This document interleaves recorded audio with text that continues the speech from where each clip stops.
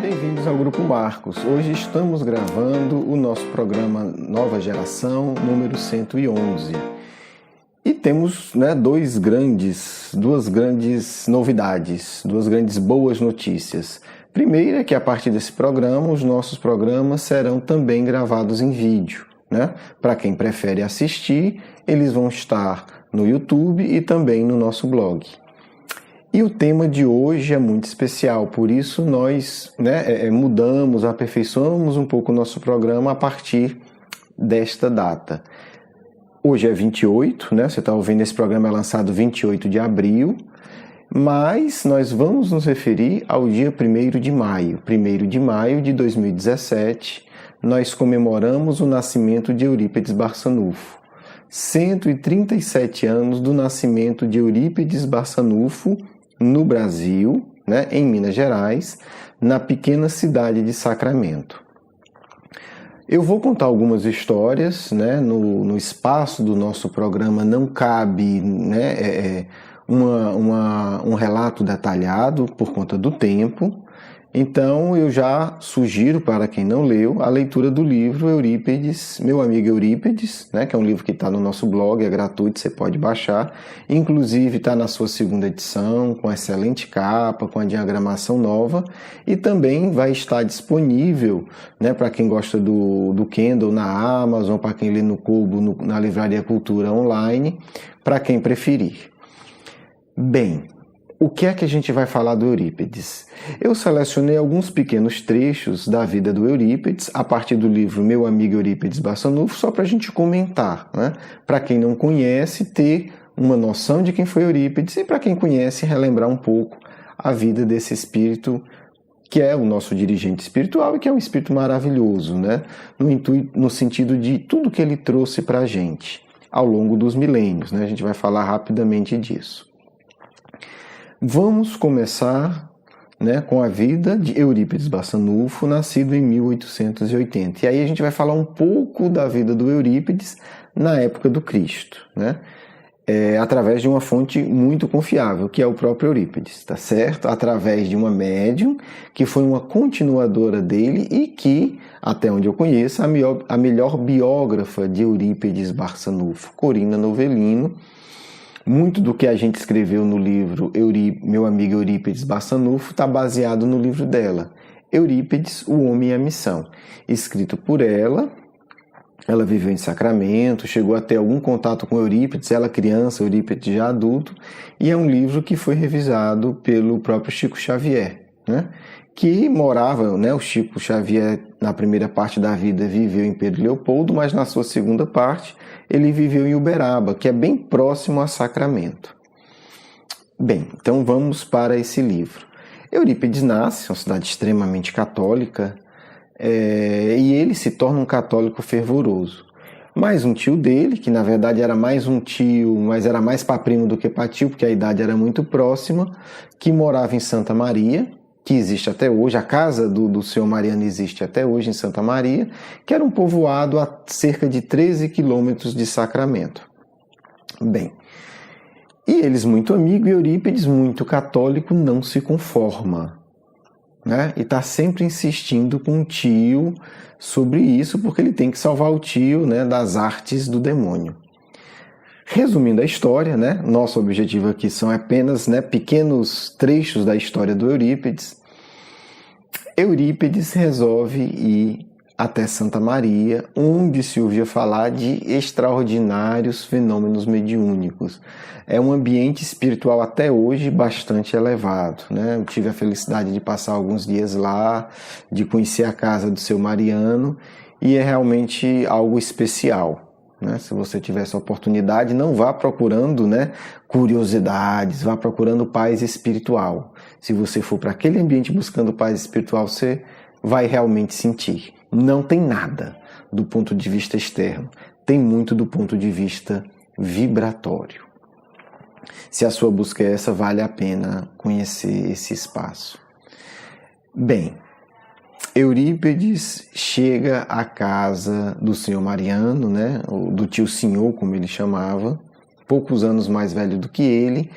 Eurípides tem em torno, a gente não tem data exata, mas provavelmente isso deve ter acontecido em 1904, tá certo? Então Eurípides tinha aí 24 anos de idade, em torno disso. Seu Mariano alguns anos a mais apenas. E Eurípides chega com um amigo, isso é fato, na casa do seu Mariano, né? Eu tive a felicidade de estar nessa sala, essa casa existe, está preservada. E é interessante porque Eurípides chega, a reunião mediúnica está começando, né? A reunião mediúnica inicialmente era na sala da casa do seu Mariano. A reunião está começando, Eurípides chega sem avisar, ele e um amigo, e ao chegar lá tem 2 bancos esperando por eles, né? Uma coisa muito curiosa, né? A reunião já estava começando e tinha lá 2 bancos. Eles chegam, seu Mariano já avisa, olha, nós estamos já na leitura do Evangelho, por favor, se sentem. E começa a reunião mediúnica, a primeira reunião mediúnica de Eurípides Barçanufo. E Eurípides, que tinha lido, né, a Bíblia, o Evangelho em latim, porque era proibido na época dele se ler a Bíblia, mas um padre, dada a devoção dele, empresta para ele. Ele tem uma passagem que é muito especial da Bíblia, né, que é o Sermão do Monte.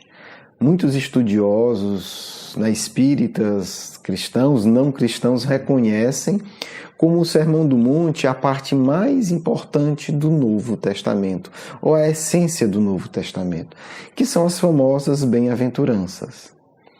Bem-aventurados aflitos, porque serão consolados. Bem-aventurados que têm fome e sede de justiça, porque serão saciados. Porque é algo que mexe muito, né? Quem lê com o coração, quem lê com seriedade, com amor, com devoção essa parte, fica mexido porque fica uma questão aí muito séria. Como bem-aventurado quem é pobre? Como bem-aventurado quem está sofrendo? Como bem-aventurado quem está sendo injustiçado? Como é que é isso? E isso ficou na mente de Eurípides, né? Não só de Eurípides, um outro espírito que tem um perfil relativamente parecido com Eurípides é o Gandhi, né?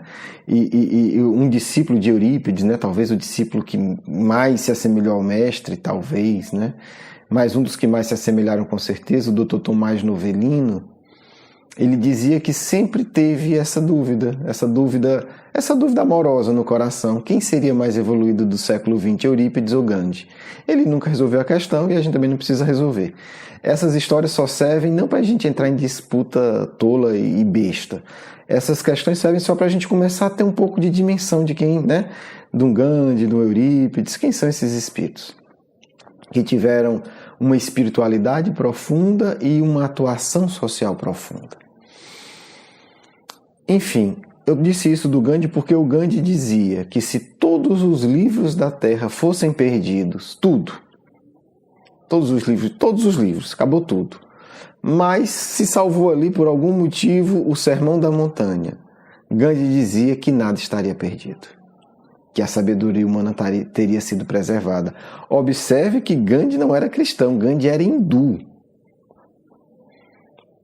Então Eurípides chega a essa reunião mediúnica carregando questões sobre o Sermão do Monte. Agora, olha a grandeza do Eurípides e a capacidade de análise profunda desse espírito. Ele chega na reunião, senta e simplesmente pensa.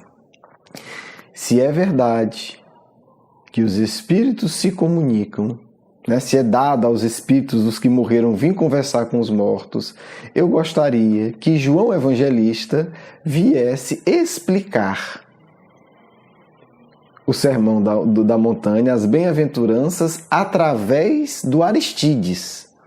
Olha que coisa curiosa. Por que o Aristides?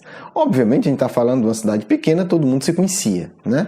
Santa Maria era um povoado próximo ali, todo mundo sabia, conhecia a vida de todo mundo.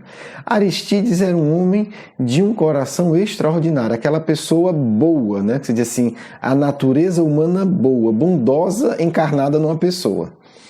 Só que Aristides era totalmente analfabeto. Não sabia nada.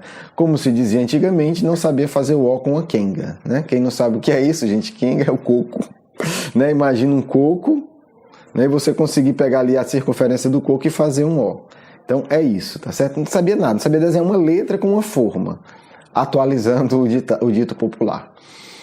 A reunião transcorre, tá certo? Aparece Bezerra de Menezes, né? Bezerra de Menezes tinha desencarnado em 1904. Fala para Eurípides que há sofredores a serem atendidos e manda Eurípides aplicar passe neles. Né? São espíritos que têm uma intimidade muito grande, isso não acontece por acaso. Ao final da reunião, o Aristides se levanta, né? A gente está falando de uma reunião, de uma sala extremamente simples, estamos falando de banco de madeira extremamente toscos, né? Esse é o ambiente, tá certo? Esse é o ambiente. Aristides se levanta e começa a explicar o sermão da montanha. No final, Aristides encerra da seguinte forma: Paz, João, o evangelista. Eurípides não tinha falado para ninguém. Era um pedido mental. E depois Eurípides comenta que nunca na vida ouviu uma reflexão tão profunda sobre o Evangelho. Bem, vamos entender o que aconteceu, né? Por que tudo isso? E aí a gente tem que entender, não hoje, eu já avisei no começo, a história espiritual de Eurípides Barçanufo. Por que que ele fez esse apelo e por que que esse apelo foi atendido, né? A parte da comprovação é fácil a gente entender, né? Se os espíritos existem, eles vão captar meu pensamento e eles vão fazer isso. Então, essa parte é fácil. E é curioso que Kardec fazia a mesma coisa. Kardec, quando começou a investigar os fenômenos mediúnicos, ele muitas vezes fazia perguntas mentais que ninguém sabia, outras vezes ele levava a pergunta escrita no envelope lacrado no bolso e pedia para ser respondida aquela pergunta que estava no envelope no bolso dele. Típico de espíritos intelectualmente avançados que querem provas, normal e saudável. Por que João Evangelista? Né? E por que João Evangelista veio? Eu vou falar agora da segunda reunião mediúnica, né? E aí eu volto para a gente tentar entender isso, porque a segunda também vai trazer talvez algo mais forte. Eurípides vai para a sua segunda reunião mediúnica. Eurípides era o secretário da Irmandade São Vicente de Paulo. E aí se comunica um espírito, contando histórias da infância dele, dizendo que o acompanhou ao longo de toda a vida e que era o seu anjo da guarda. Né? E a Irmandade que Eurípides fazia parte era em homenagem a ele. E esse espírito, conhecendo as necessidades e a busca intelectual de seu protegido, conta vários episódios da infância que só eram conhecidos de Eurípides. Né? Disse, olha, naquele momento, naquele dia, quando aconteceu aquilo ali, eu estava do seu lado. Naquele acidente, eu evitei que acontecesse algo pior. E depois de comprovar tudo isso, ele dá a seguinte mensagem. Essa eu vou pedir licença para ler a mensagem, tá certo?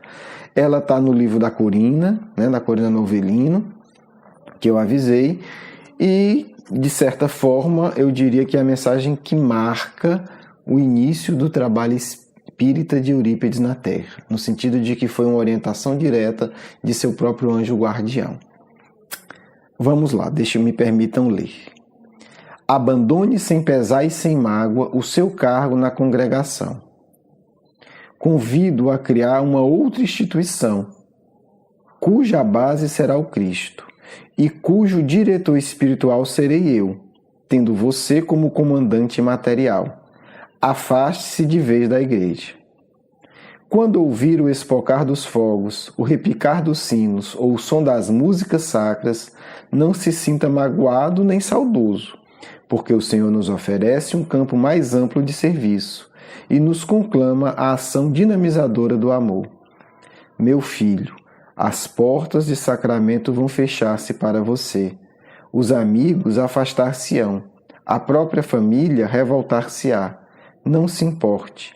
Proclame sempre a verdade, porque a partir desta hora as responsabilidades de seu espírito se ampliam ilimitadamente.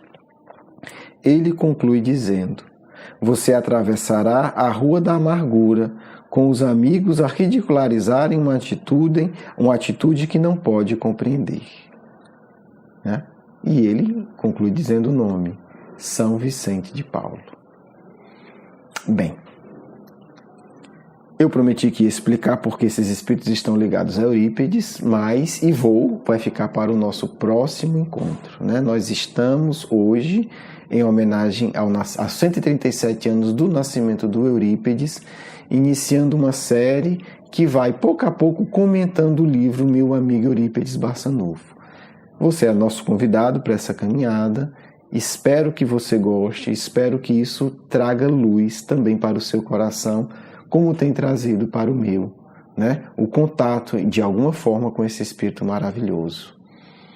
Encerramos agradecendo a Deus ter permitido Eurípides Barçanufo reencarnar no Brasil e se tornar uma luz para todos que queiram aprender com esse Espírito maravilhoso. Vamos agora para a nossa segunda parte. Um grande abraço. Até o nosso próximo encontro, se Deus quiser.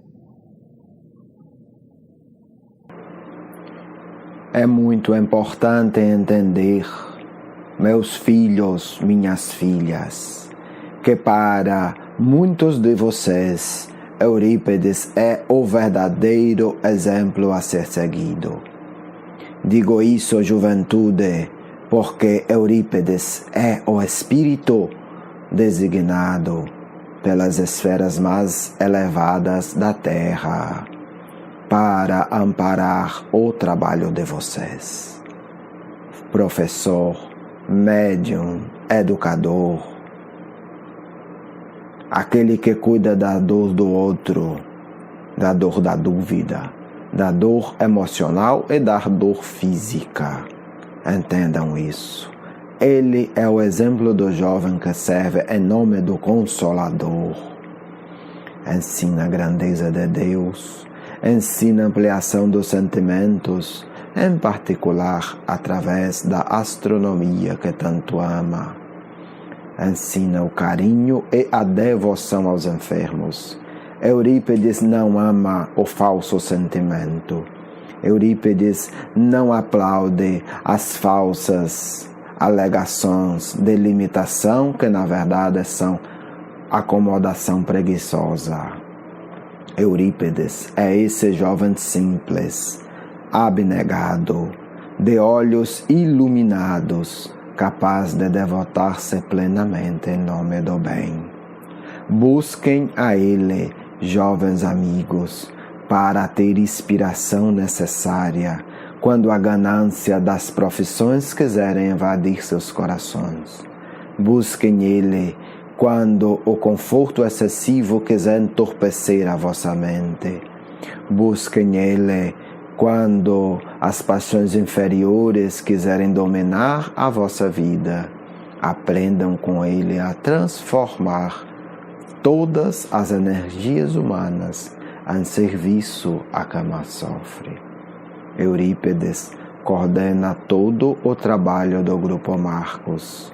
Foi a convite dele que me integrei nesta equipe, porque sei que uma vez que esse Espírito dá uma palavra, sua palavra se cumpre, seu compromisso é sempre realizado. Por que sei isso? Porque ele assim age ao longo dos milênios. É um espírito de profunda lucidez e profunda paz. Por isso nada o pode deter, porque ele sabe esperar e sabe agir intensa e continuadamente no bem. Ele é exemplo, jovens amigos, porque ele não foi um jovem apressado que causa as lutas e confusões desnecessárias. Ele foi o jovem capaz de, com sua mente tranquila, atuar e ensinar quais os problemas centrais que devem ser enfrentados no mundo. Saúde, educação, espiritualidade. Ele ensina o caminho para como lidar com tudo isso. É o médio sublime que, em diálogo com espíritos das mais elevadas esferas da Terra, nunca foi tolo para ficar simplesmente deslumbrado, um bobo contando histórias fantásticas. Não.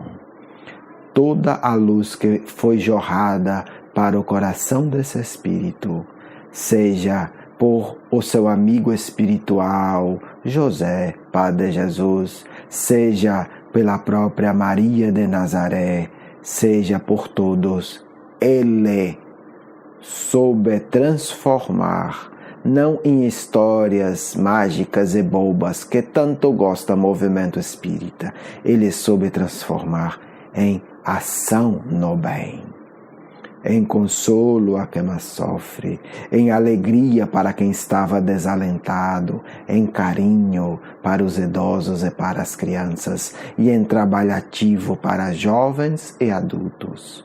Espírito sábio, espírito lúcido, espírito amigo.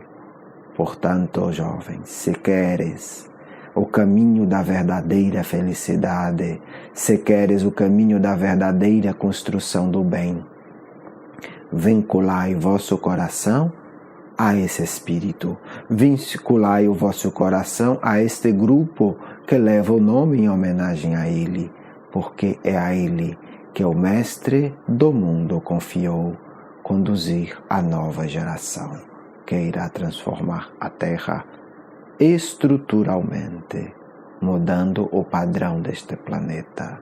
Que vocês fiquem em paz, do amigo espiritual de sempre. Quero agradecer o seu carinho, a sua atenção, e para conhecer mais do nosso trabalho, por favor, visite o nosso blog, grupomarcos.com.br. Um grande abraço.